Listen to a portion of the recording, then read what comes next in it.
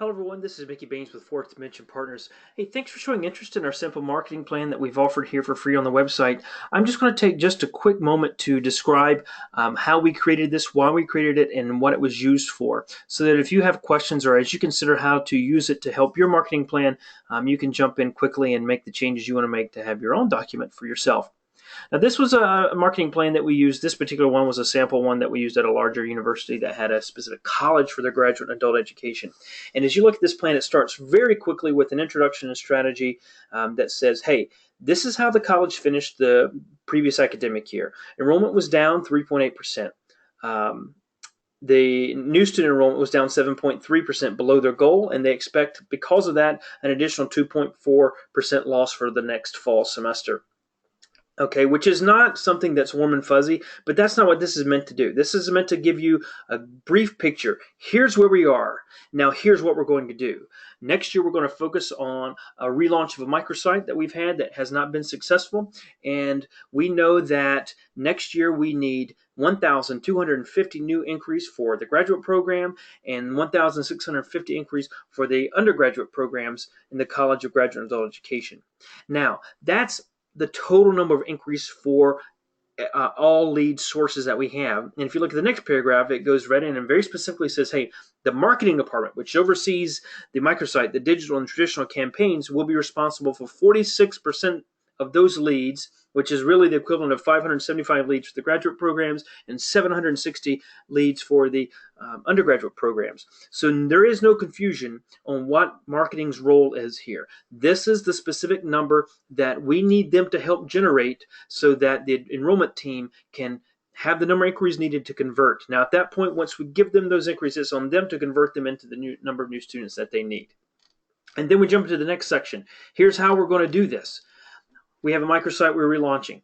Now, I'm listing all the tactics that we have. I also am including the specific desired or expected outcomes from it, and I'm also listing the budget allocation. So from this, we know that I'm going to spend 11% of my budget on rebuilding this microsite.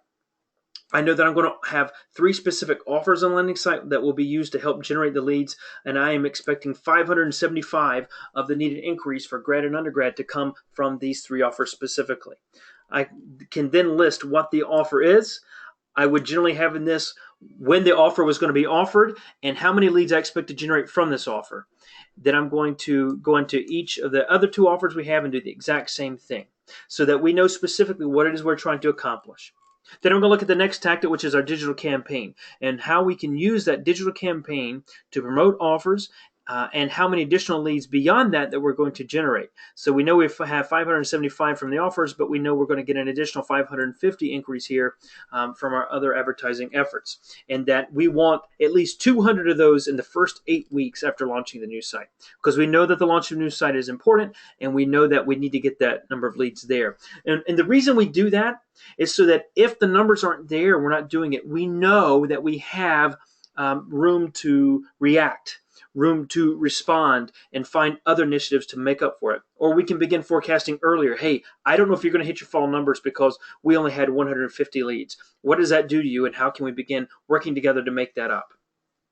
All right, and then I go into the traditional campaign. Let's talk about what specific tactics that the marketing department will be in charge of for the traditional campaign, whether that's the billboards or radio and so forth. Again, we're putting in a little bit about the content we have, where we're going to focus it, when it's going to be launched, and how much it's going to cost us to do this, and what we expect from it. How many leads do we expect from that?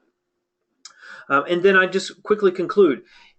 Based on these tactics, we think marketing will generate 4.5% more inquiries than we really need for the year, and we are leaving 5% of the marketing budget as a cushion in case we need to use some money to build up another program. If we have some numbers in one of these tactics that are falling short, then we can use some of those, allocate those dollars to help correct that and push enrollment as we need to. Again, it's quick, it's dirty, but if I am the marketing person, I can share this document with a senior executive. They may not love what we're doing, but at least they know specifically what it is we're doing and what we expect from it. What I hear from leaders, senior leaders, directors, mid-level leaders now is that there's more need for accountability. There's more need for quantifying what we're doing. And that starts with the plan. because you can quantify something and say, hey, we generated X number of leads from something. But if you don't specifically say how many we expect beforehand, telling you after the fact doesn't tell you whether it was good or bad. Generating 50 leads on an initiative may sound decent, but if you expected 200, then it wasn't. So we have to have some type of expectation so that when you show the results of what you've done, you have something to compare it to in terms of your goals. And that's why I incorporate this information into the plan. So if you show this to an executive, if you show this to an admissions rep, again, he or she may not love what it says and what you're doing, but at least they know specifically what it is you're trying to accomplish. And they can see how you're doing that. And that's the marketing plan. If you have any questions, please feel free to reach out to us. Our contact information is on the site. We'd be glad to help you in any way possible. Again, thank you for your interest in the marketing plan, and check out the site for more resources. Pretty much everything you see on our site is free, and we're more than willing to answer questions, not only on this, but other resources in our blog post as well. All right, good luck to you. Happy marketing, happy recruiting, and we'll hope to see you on the road soon.